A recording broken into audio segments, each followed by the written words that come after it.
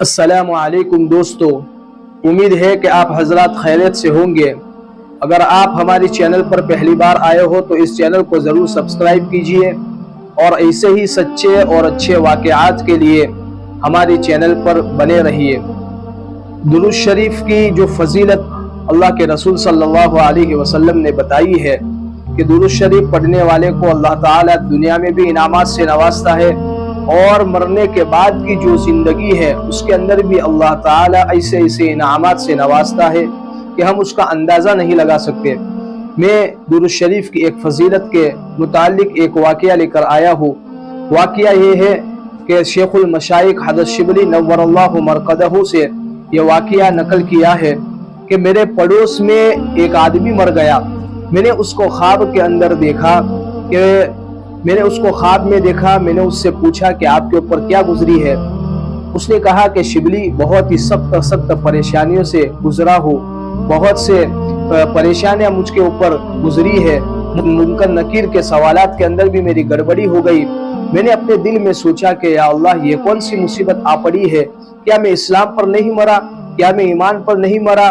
मैंने अपने दिल में यही सोच रहा था कि ये दुनिया में, तो जवाब में कहा कि दुनिया में तेरी जुबान की बेअहतियाती की वजह से ये हो रहा है और ये सजा इसी वजह से है कि अचानक इन दोनों फरिश्तों ने मेरे अजाब का इरादा किया कि अचानक एक हसीन और खूबसूरत शक्ल में मेरे और उनके दरमियान में एक शख्स नौजवान हाइल हो गया।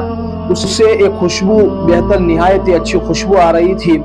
उसने मुझसे जो है फरिश्तों के जवाबात बताए। मैंने फौरन वो जवाबात दे दिए और मैंने उनसे पूछा कि अल्लाह ताला आप पर रहम करे, आप कौन हैं?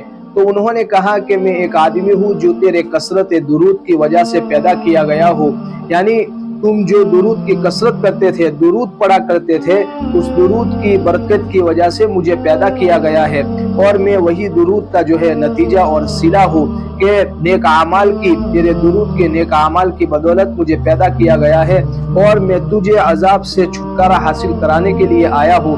इसलिए और जब उसने जो है उससे अजाब से छुटकारा हुआ और वो उसको नजात मिल गई और वो जन्नत में चला गया।